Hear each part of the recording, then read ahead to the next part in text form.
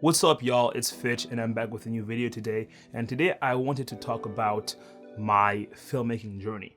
So I've been doing film for a couple of years now. Although I'm pretty young in my filmmaking life, I have still picked up a couple of tricks and a couple tips from my filmmaking career that I would love to share with you. So basically, I'm gonna give you these tips that I wish I had when I started my filmmaking journey a couple of years back. So the first tip that I would give is trying to get things done first before trying to get things perfect. A lot of time, us filmmakers or videographers, photographers, whatnot, we aim for a high level of perfection or a high level of standard for ourselves. And sometimes that doesn't allow you to get things done because you are so focused on trying to get something perfect that you don't get anything done. So you start a project and you want it to look that way, it doesn't look that way, and you just stop the project entirely, and you end up with 5 unfinished projects. Something done is better than perfect. So make sure that you finish the stuff you start. It doesn't matter if it doesn't look like you wanted it to look at the beginning, finish it. And once you're done, learn from that. But don't let a project sit there just because you know it's going to be a failure at the end, right? Finish your work and learn from that work. The second thing I would like to give as a tip is resource filmmaking, right? So a lot of us are gear tech nerds, right? We love gear. We love aerial Alexas. We love these beautiful cameras. We love these beautiful mics, these beautiful lenses. But a lot of times we can't afford them. Most times we don't have them. And sometimes we get into this narrative, this mindset, and I'm faulty from that. That because we don't have these gear, we can't do film like this guy or that guy does it. But we have to get away from that mindset and think about what is around us. What resources do we have available to us? And try to make our projects around those resources. For example, if I have a friend or cousin or an uncle that, I don't know, owns a restaurant, then okay, I can make a film and a restaurant setting because I know that I can get a restaurant from my uncle or my cousin. You know, if I have a friend that have this or that, then I can shoot that or that with that friend. If I don't know or I don't have any money to hire very well-known actors or actors period, maybe I have a friend that wants to get into acting that would love to act in my short film, you know, or I want to shoot some models but I don't have money to pay models from agencies, or maybe I have a friend that is an aspiring model or wants to become a model or just looks good and I can take photos of that person. So use this notion of resources and using the people, not using, but getting help from people around you and building from that to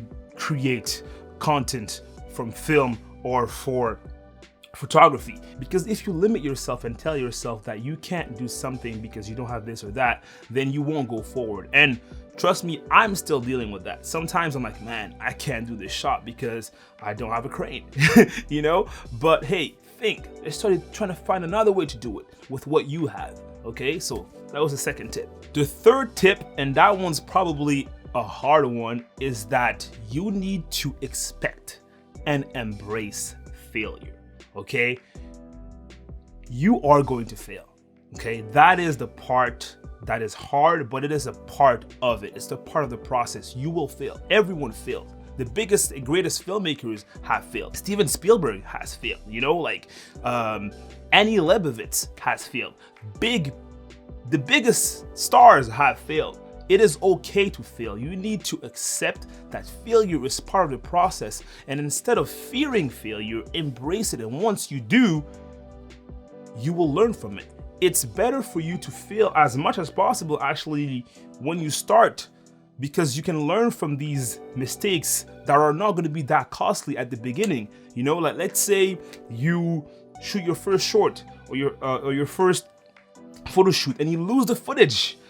I know it's terrible. It's probably the end of the world for you, but the consequences of that are not as big as if you were in your 15th production and that happens. So don't be afraid to fail in the beginning. Fail a lot, fail as much as you want, because you have to learn from these mistakes and then move forward. Okay, so don't be afraid to fail. The next tip I want to give you is that you don't have to do it all on your own. Okay, at the beginning, I was like that. I was a jack of all trades, you know, I would do everything by myself.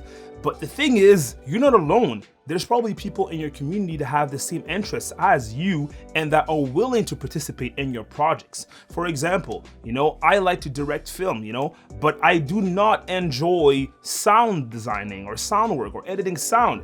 At first, I used to do everything by myself, of course, but I was able to find people that had a love for these other aspects that I personally didn't really love that much. And now we're making content together and it's elevated because we are each working on what we love. If you don't need to, don't do everything by yourself. Find people, surround yourself with people that want to grow in the same direction as you and that want to work on these type of projects as well. So do that, you know, go to festivals, go to photographer meets that happen, you know, like do these different type of networking events and meet people, you know, go online, go on Instagram and see who's out there doing the same stuff you're doing and connect with these people because you're gonna learn from them, and you helping them and them helping you will elevate both of your works. So yeah, collaboration is key. So that was tip number 4.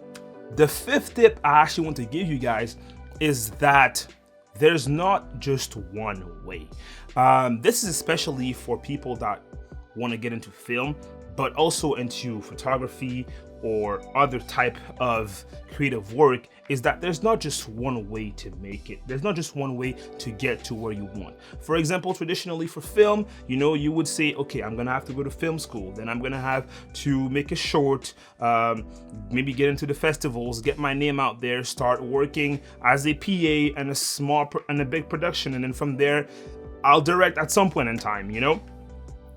Although that is a way to do it, and that's probably the traditional way, it's not the only way. And a lot of times, we tell ourselves that, oh, I have to do it this way because that's the only way. And the truth is, these type of industries are so malleable. It's not one size fit all like accounting. You know, accounting, you have to go to accounting school and then get your degree and then you become an accountant. But for film or photography or these other types of disciplines, you don't have that one size fit all. So there's not just one way. So trust your process and try to do as much as you can to get ahead and not thinking about like, oh, this guy did it this way, so I have to do it the way that guy did it, right? So it's a journey and there's many different ways to get to that point. Now, the last tip I'm going to give for today is learn the rules so you know when and how to break them. Okay, that has happened to me multiple times, and I'm sure it might happen again in the future, right? Especially when it comes to photography and film, there are rules that you should follow. For example, in film, the 180-degree rules, you know, there's a lot of different rules that are set there that are there to help you. 3-point lighting, okay? You need to learn those rules because when you want to break them purposely, you will know how to do it and how it makes sense. Okay, I know that a lot of times people break the 180 rule and then they don't know that they did, you know, and then they're like, yeah, that's what I was trying to do. I was trying to break the 180 degree. No, you were not. Okay, because you don't know how that works, right? So make sure that you learn the rules, okay, and then you know how to break them. Because yes, there are filmmakers, photographers that break the rules all the time, but they know the rules, so they know when and how to break those rules. So don't forget that, guys. And that's about it for today. This is all I had to give. If I have more tips to give you guys, I'll make another video about tips. So let me know what you think. And if you have anything you want to say, leave that in the comment section. Don't forget to like the video and follow this channel if you like it. And I am out. Peace.